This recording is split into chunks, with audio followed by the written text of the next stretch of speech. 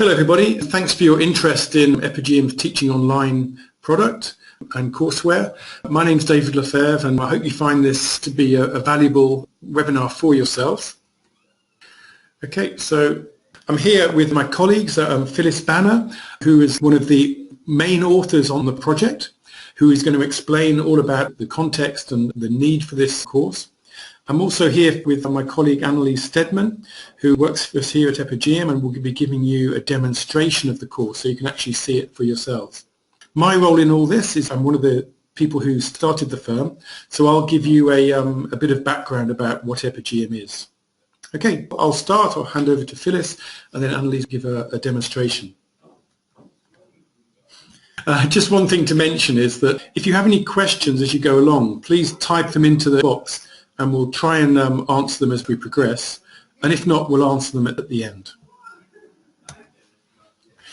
So first a bit about Epigeum. So Epigeum was founded in 2005 as a spin-out from Imperial College London. So my day job is I run a department of educational technology at Imperial College London, which is one of the leading higher ed institutions in the UK. Epigeum is now part of Oxford University, so it got a slight promotion. Oxford University Press is a department of Oxford University. So Epigeum is a project which is fully owned by the sector. It's also non-for-profit, which really affects the way we work and our mission, etc. We're the leading publisher of online courses designed to transform the way in which universities and colleges support their core activities of research, teaching and learning. So we don't do the core curriculum, but we publish lots of courses in how to do research, research methods, research integrity, applying for grants, etc. Studying, plagiarism, English for academic purposes, and teaching, how to teach online. And we've got about 78 online courses across 12 different programs. We're based here in London, but we're not parochial. Right from the outset, we've been extremely international, and we also operate in 260 universities worldwide in many different countries, as you can see from this map. So, yes, we're based in London, but we also have a very strong US presence, and we're generally very international. So I'm going to show you a video here, because we develop our courses in a very unusual way. So the reason Epigeum emerged was that we're trying to build very high quality courses at Imperial College for our own students. And what we realized was that it was extremely expensive to build very high quality online courses ourselves. So we started partnering with other institutions and we said to them, it's very expensive for us all to do this individual. If we come together, we can share the cost. And that's what we did. We started partnering with universities in the UK, such as University of Cambridge, Durham, Exeter. Then we started partnering with universities in Europe, in the US, and then further afield.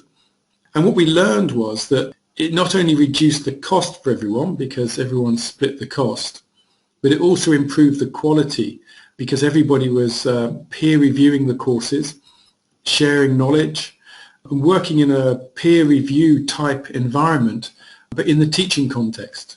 So what we found is that it lowered the cost for everyone and increased the quality for everyone.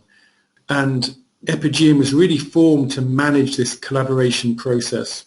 And all Epigeum courses are built in this collaborative way, including teaching online, the course we're talking about today. And we've made a little video to show you how this works, and we'll play that for you now. The story of an Epigeum course.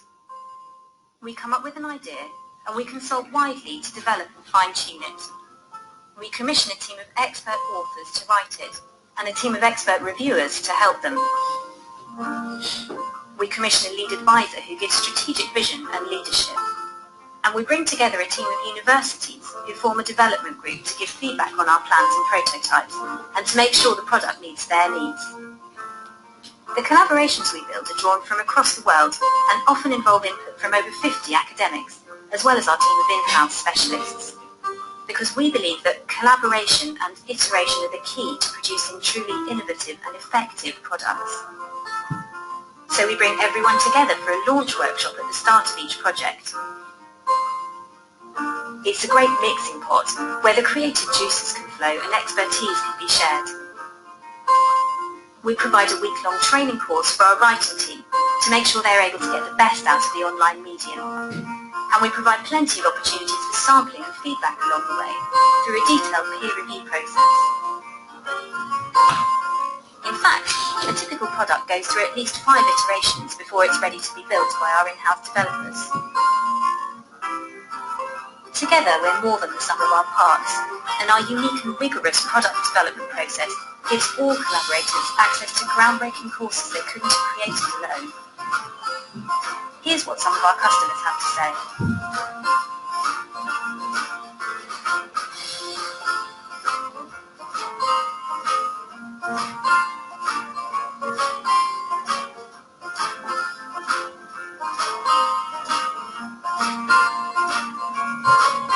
Our products are used by over 200 institutions in 25 different countries. To find out more about the collaborations we're currently building, click on the Next Steps button or get in touch with us direct. We'd love to work with you.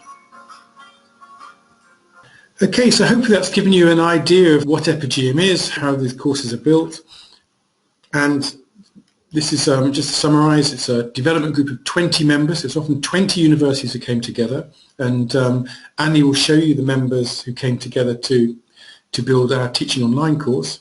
We partner with world-class subject authors, so we look around and say who's the very best in this field, goes through a very meticulous review process including a strong peer review process, and finally we put a lot of effort into the pedagogy to make sure the courses are effective. Before I hand over to Phyllis, just to talk on how the courses are used, so implementation. Well, as you'll see in course, there are multimedia interactive course that participants, in this case your academics, access. And they can be used in 3 different ways. So first of all, they can be used in standalone. So if you have an academic who wants to look at how to do assessment online, or how to redesign their course for online, or whatever need they have, you can give them learning on demand immediately. So standalone is highly flexible and enables you to give your academic staff learning at the time and place they need it. They can also be used with tutors, so they come with exercises that can be used by tutors. Tutors add a lot of value to the learning experience. They can answer questions that the computer can't ask. They can mark assessments that computers can't mark. They can form discussions and communities of practice. They can motivate students to progress through the course. So tutors add a lot of value, but then the compromise on that is there's perhaps less flexibility. You might need to have a fixed start and a fixed end, and of course increased cost. The way many universities use these courses is part of a blended learning program. So the typical experience is that your academic staff will study the online course, gain a lot of maybe generic knowledge and knowledge of the tools, etc.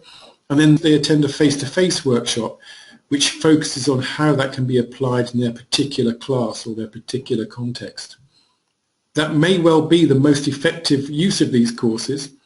It's also probably the least flexible. So you have this spectrum from complete flexibility on one end to perhaps the most effective pedagogy on the other.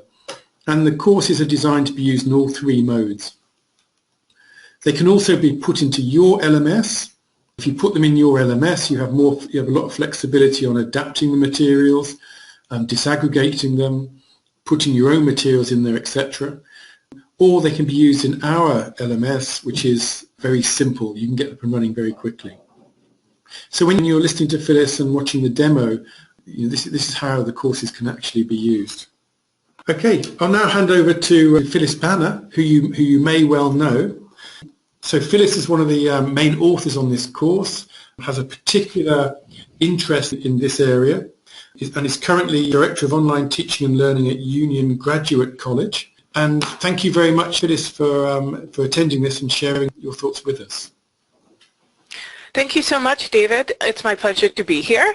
And my name's Phylise Banner, and as David said, I'm the Director of Online Teaching and Learning here at Union Graduate College, Clarkson University in upstate New York. I've been working in the field of online teaching and learning since 1997. I like to say, I'm waiting for that 20-year mark to say I've been working in a field that's 20 years in a field that's about 20 years old. And I had the pleasure of working on the Teaching Online team with Professor Karen Swan, Peter Shea, Jennifer Richardson, Norm Vaughn, and Lori Dringus. And we were the lead authors, but as David pointed out earlier, this notion of the peer review with the community of stakeholders was just an incredible learning experience for all of us, bonding experience, and it helped really shape how the product of the Teaching Online course. So as we were developing the Teaching Online program, these were our main goals, that we wanted to focus on the pedagogy of teaching online, which is how are we shaping our teaching experiences into this online environment, how are we designing that space, how are we actually teaching and facilitating that learning in those environments, what technologies would we use, and what would success look like in that environment. So our goals turned into these 6 courses, which shapes the Teaching Online program. First is Introduction to Teaching Online, where we explore what it means to be in that environment. Even for faculty or academic staff who have been teaching online previously, what does it mean to expand your scope? What does it mean to teach online for the first time? Really targeting all audiences along the continuum of experience in that. What does it mean to master online pedagogy? How is online pedagogy different from that classroom pedagogy? I'll talk a little bit more about that in a couple of minutes. Designing the space, designing that learning space in the online environment, being successful as a teacher in that space and managing the student expectations and learning in that space, the tools for teaching in that environment. And the last piece, which was brilliant to be included in this program, is this notion of a student success guide. We can develop our academic staff as much as possible, but we still need to remember we have to support a student success approach. And what would that mean for your institution? And what can you do as an instructor to support that student success?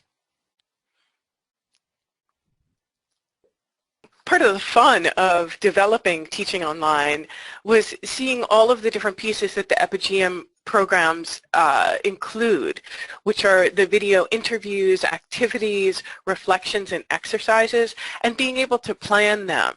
So what would it mean to ask students, faculty, and staff, what does it mean to be involved in online teaching and learning? What is new? What is different? What are the challenges? What are the opportunities? And then taking that information and thinking about activities. The activities piece, designing those activities, were so much fun because they're really designed to model what to do in that online environment. And reflections. Now, when David talked earlier about the 3 different ways, and I think there's even more than 3 ways to approach working with Teaching Online or any of the Epigeum programs, is as a standalone, as tutor supported, and as blended. And in each one of those areas, there's so many opportunities for reflection, and I think this is where so much of the power of this program lies, is that it's not just I am learning and moving through something, but it's there are reflective spaces built in, and we're asking the students, and the students are the academic staff in this case, to reflect on what it means and what it means to them in their environments, and again the students in that last piece, what online learning means to them.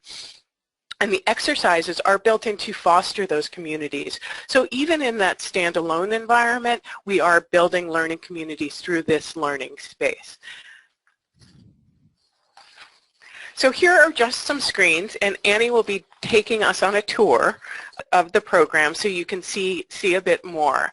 But we talk a lot about different styles of learning, different learner styles, and I think they're all addressed here. And if you take a look, the ways that you can click through, and the language is really important. So it's not reflecting on the academic staff going through a program here. You know, it's using the language that I do this, I would like to do this. It's not relevant in mine. So there's a bit of ownership in the writing, in the construction of the program. And I touched briefly on this just a moment ago, but it's this notion of reflection. So practice scenarios, building a portfolio, ideas and strategies you may have, challenges that you might be up against, and those reflections are really critical, even in all three, in that standalone, tutor-supported, and in that blended, be having the opportunity to reflect. So key concepts of the online program and on the pedagogy piece. The theory, the foundations for designing effective learning, those pieces are in there. So it's not just a focus on practical knowledge, but where is that practice coming from? What theory supports that practice? What research supports that practice?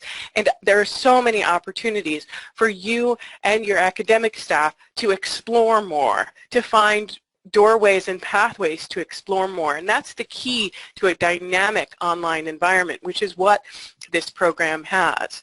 So informing online teaching and translation. Now, when I talk to my faculty, when I work with my faculty, it's all about translating their pedagogy into a new space.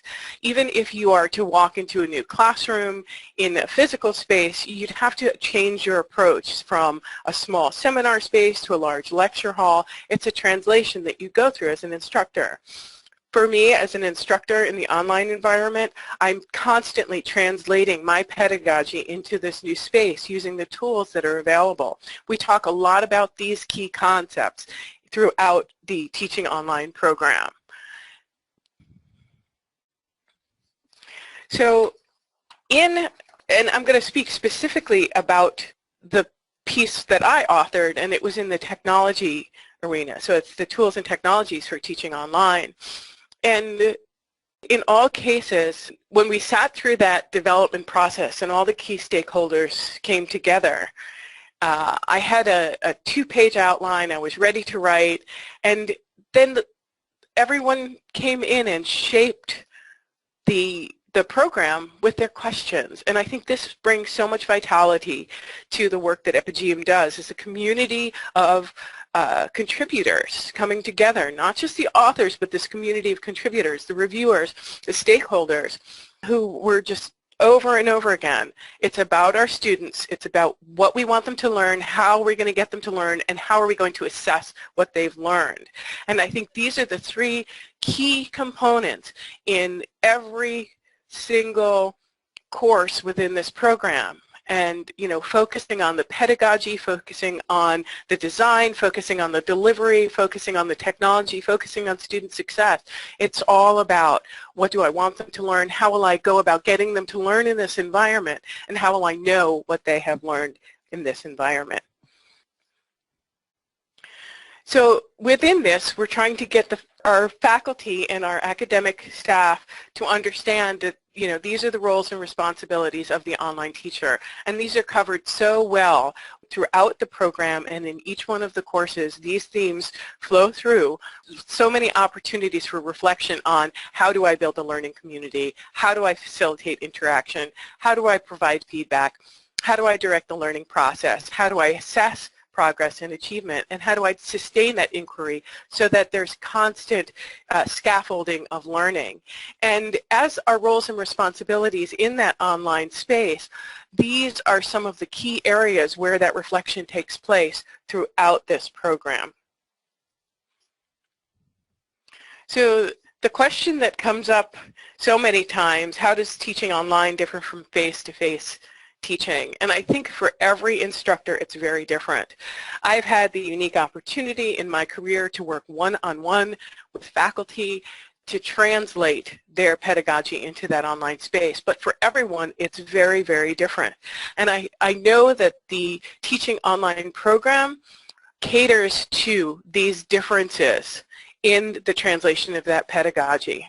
So whether you are teaching in a seminar, small 15-student space and translating that to the online environment, whether you're teaching hundreds of students in a physical space into the online environment, even if you want to blend your course so that half of it's online and half of it's in the classroom, all of those differences from that face-to-face to online are touched upon throughout this program. The benefits, and these are just 5 of them, but I think there's so many more, and you'll see that when Annie shows you the program, that it's a place where you see that shared knowledge and expertise, you feel it, all of the authors, all of the reviewers, and then your knowledge and expertise is melded into the program when you work through reflections and when your academic staff work through reflections. So many different ways to access content. Assessments are not just, here's an assessment, you go through it. There's feedback, and feedback is so much more, it's so important in this online space. Situational activities, modeling what would happen in your own classroom, and then so many resources to explore throughout the program.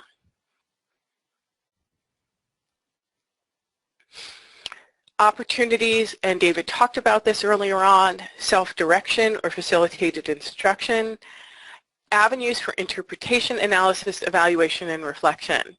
So different ways that you can interpret will take you, your answers may take you in a slightly different direction. You'll have the opportunity to analyze the feedback you're given, to evaluate, reflect, and move on. The collaborative pieces, if you're working in a tutor-led environment, being able to navigate meaning through the questions and exercises there. And as I just mentioned briefly before, that there's so many opportunities for you to explore. So it's not just contained in one space, but there are so many extra resources to explore, areas with more to explore, whether it's research, practice, ideas, technologies, tools, success stories, so many elements for you to explore from there. I think the most important thing to take away from the Teaching Online program is that the program itself is a model of effective practices in online teaching and learning. Epigeum does a magnificent job of taking all of translating a learning environment into that online space in this program. So as you're working through, you get ideas for what you can do with your own learning exercises, your own learning events. Like, oh, I could have the students select from the options and give them more feedback. It's just a wonderful model of effective practices in each of the areas, in the pedagogy, the course design, course development, course delivery, the tools and technology, and the student success piece. So with that, I'll turn it back over to the folks at Epigeum, and thank you. Great. Thank you, Phyllis. That was really great. And I hope that you're now clear about what this Teaching Online product is, what Epigeum is, how to help you train your staff. And there's one more bit to do, and that's to actually show you what this actually looks like. And hopefully this will really crystallize your view. So I'll hand over to Annie now, who will give a demonstration. Thank you, David. So I'm just going to give a brief demonstration of the Teaching Online program and some of the pedagogical features in the program.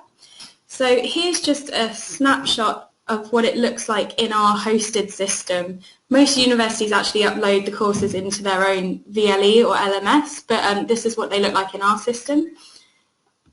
And so to start with the courses, every course begins with a welcome screen, as we have here. And this just introduces participants to the core course content, such as the authors involved, the learning outcomes, the course structure, some of the highlights, and finally the supporting universities that David mentioned earlier.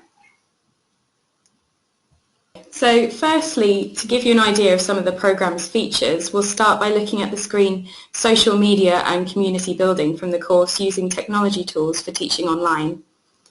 So at the top of every screen, we have a learning outcome.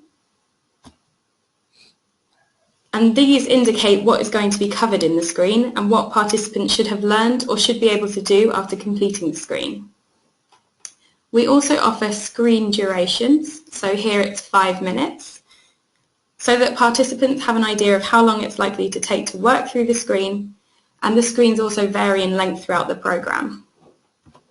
So moving to the main screen content now. Here's an example of a note-making activity. Activities in our programmes fall into 2 categories, presentational and interactive. Presentational activities are used to present key subject matter in an engaging way, rather than simply as flat text. Interactive activities require the participant to do something, whether this be entering text in response to a question, matching items, or putting items in order, and so on. This activity is an example of the latter. So they're organised as a series of slides, and it prompts the participant to consider different questions and to note down their ideas. After each question, they can click View Feedback for further explanation and advice. So just going through.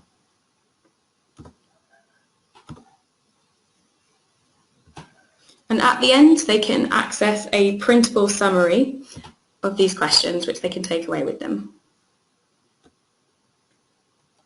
Further down the page, we have 2 examples of interactive polling activities, and these are popular aspects of our programmes. Here, participants are first asked to select the social applications that they currently use, and then to indicate which applications they would like to incorporate in their teaching in the future.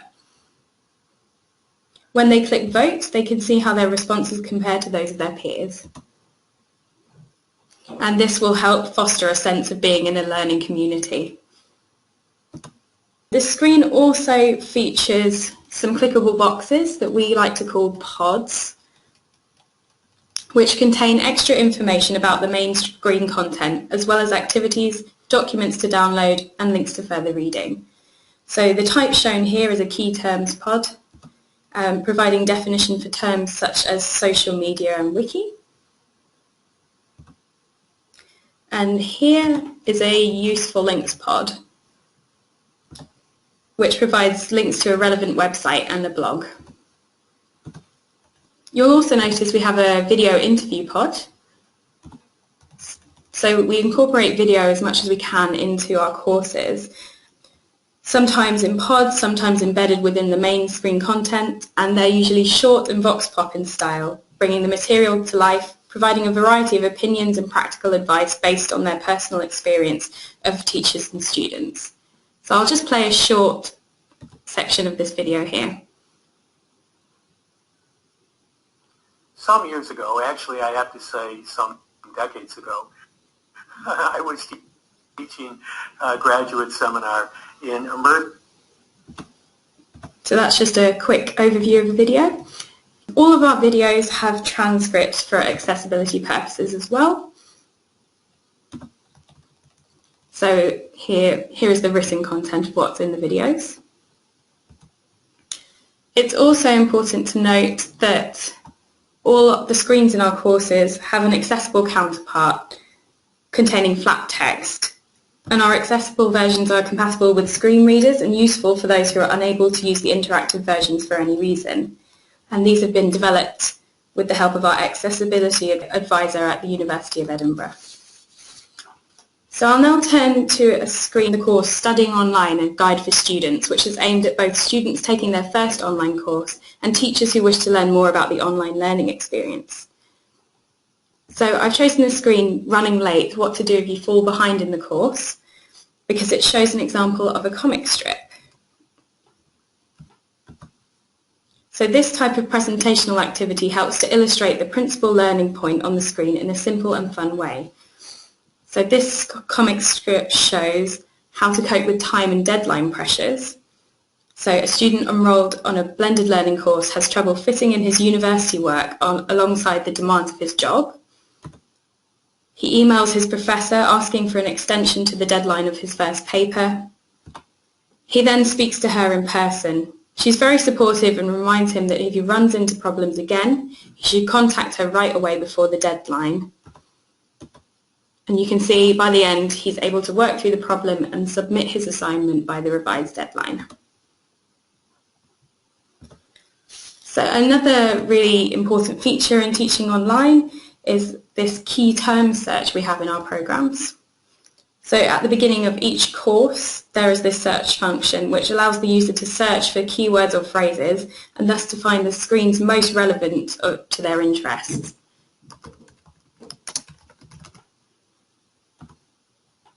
So here you can see the results are pointed out where I should go to look at this topic further. Similarly, there's a mapping tool in the first course on the screen, How to Get the Most Out of This Programme. This enables users to plan their route through the programme. Participants are asked to rate each of the topics covered in the programme according to whether they are high, medium or low priority for them as an individual. So they'll just fill in the boxes like so. And then based on their responses, we are able to generate a printable summary of the screens within the programme that are most appropriate to their needs.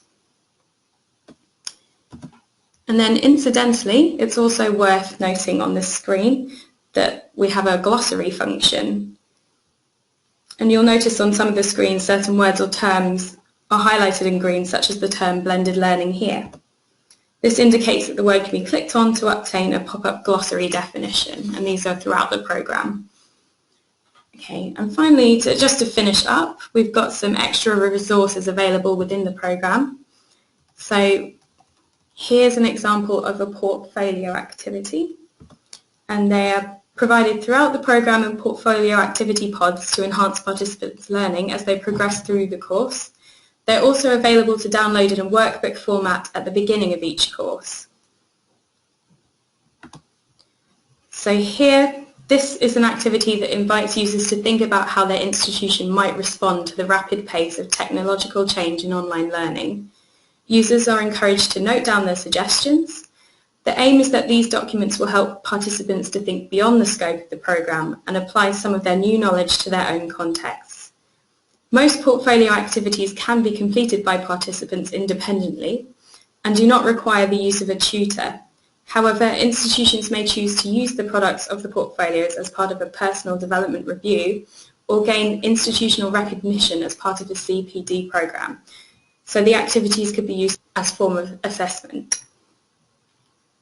And then going back to the course, just to finish. Finally, at the end of each unit, we have a references and resource bank. Here we have a list of recommended resources, and these are fully customizable so that institutions can add or delete as many resources as they like. So I hope I've given you a good taste of the programme content and some of the pedagogical features with this demonstration. If you have any questions, please do note them down now, or feel free to contact someone at Epigeum after the webinar. Great, thanks Annie. Thanks Phyllis. So hopefully you're now reaching the end of our webinar. So we've explained what Epigeum is, what kind of organisation it is, how we build courses, explained about the teaching online course and how it can help your staff acquire the skills they need to teach effectively online. And hopefully now through Annie's demonstration you've seen what the courses actually look like and got an idea of how they can be used. Well, great. Well, thank you for all staying and all attending right to the end. So I hope you found this useful, and I hope you're interested in working with us and trying these courses and trying them out for yourselves to see if they work for you. Next steps, please contact us. You can get some more information here via our website, or you can email Annie on marketing@epigeum.com. So thank you again for your interest. We're here to help. You'll find us to be a very friendly organisation to work with, and we really hope these courses can work for you. Thank you. I'll say goodbye now. Phyllis, do you want to sign off? Thank you so much, David. It's a pleasure sharing this time with you, and have a great rest of your day, folks. Thank you. Thank you. Okay, bye everyone. Bye. Bye.